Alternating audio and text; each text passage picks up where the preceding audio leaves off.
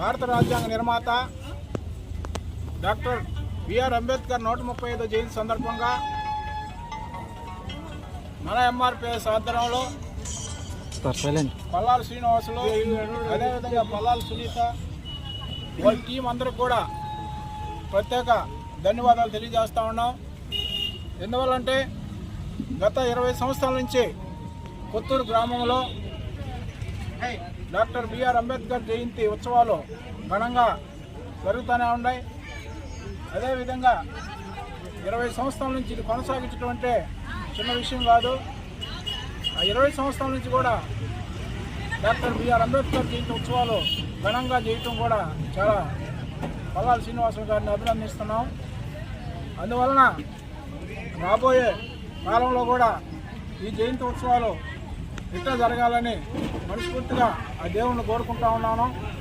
అదేవిధంగా భారత రాజ్యాంగ నిర్మాత డాక్టర్ బిఆర్ అంబేద్కర్ ఈ భారతదేశంలో ఒక మతానికి, ఒక కులానికి డాక్టర్ బిఆర్ అంబేద్కర్ని కట్టేయటం చాలా దుర్మార్గమైన విషయంగా మేము భావిస్తూ ఉన్నాం. ఈరోజు డాక్టర్ బిఆర్ అంబేద్కర్ అంటే ఒక ప్రపంచ మేధావి, భారతదేశానికి గొప్ప నాయకుడు.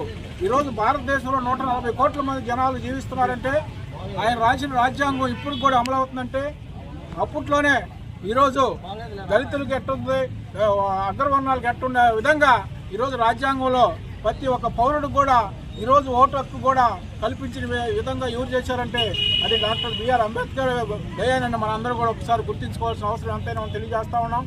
అదేవిధంగా డాక్టర్ బిఆర్ అంబేద్కర్కి 6 సంవత్సరాల వయసులోనే తల్లి చనిపోయింది. అదేవిధంగా అతనికి 23 సంవత్సరాల వయసులోనే తండ్రి చనిపోయాడు. అదేవిధంగా అతనికి 36 సంవత్సరాల వయసులోనే వాళ్ళు భార్య చనిపోయింది. మొత్తం కుటుంబం మొత్తం కూడా ఈరోజు భారతదేశంలో ఎస్సీ ఎస్టీల కోసం వాళ్ళ కుటుంబాన్నే త్యాగం చేశాడంటే అటువంటి ప్రపంచ మేధావి గారు మన జాతిలో పుట్టినందుకు మనందరం కూడా గర్వించదగ్గ విషయమని మనందరం గుర్తు చేసుకోవాలి.